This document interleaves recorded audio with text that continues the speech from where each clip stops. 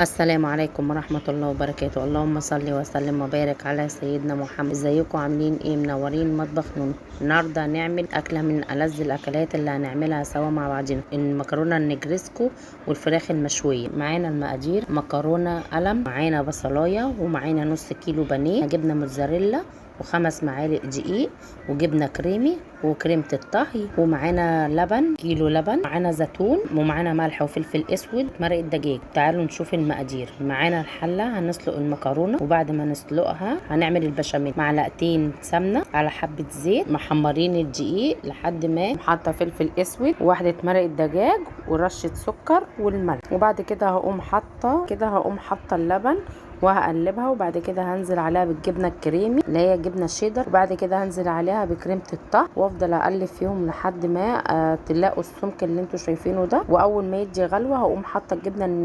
الموتزاريلا.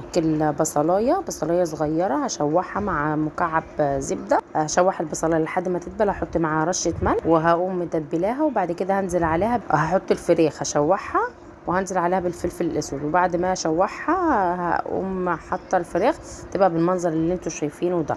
وبعد كده هقوم حاطه المكرونه وحاطه الفراخ في قلب الصينيه بتاعه الفراخ، هحط فيها المكرونه واحط فيها الزيتون واحط فيها البشاميل واقلبهم في قلب بعضهم كلهم. وبعد كده هقوم جايبه البريريك، هقوم حاطه حبه بشاميل من تحت، واقوم حاطه المكرونه رصاها، واقوم حاطه الصوص البشاميل بتاعها، صوص البشاميل. وبعد كده هسويها، وبعد كده هنزل عليها بالجبنه الموتزاريلا. خلاص عملت الجبنه الموتزاريلا، هحط الجبنه الموتزاريلا وهقوم دخلها الفرن. وده منظر المكرونه البشاميل اللي زي ما انتم شايفين كده. وبعد كده هنعمل الفراخ المشويه مع بعضينا.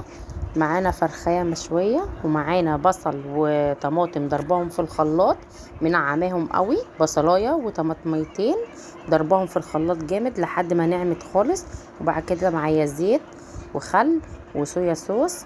معانا التوابل بقى: فصين توم، ومعلقه هريسه شطه، ومعانا ملح وفلفل اسود والسبع بهارات وروزميري، ومعانا بهارات وبهارات الفراخ. اغرزها جامد كده فيها، وبعد كده هنزل عليها تبلها بالصوص اللي عملناه. قلبتهم وهقوم حاطه زي ما انتم شايفين كده، مقلباها كلها في قلب بعضها، دخلتها الفرن. ما تنسوش تعملوا لي لايك وشير وسبسكرايب، وتقولوا لي متابعيني من انهي بلد. وكده بعد ما خلصنا وصفتنا بتاعت النهارده، وده الشكل النهائي لاكلتنا. اتمنى تجربوها وتقولوا لي رايكم في الكومنتات. استنوني الفيديو الجاي بوصفه جديده ان شاء الله.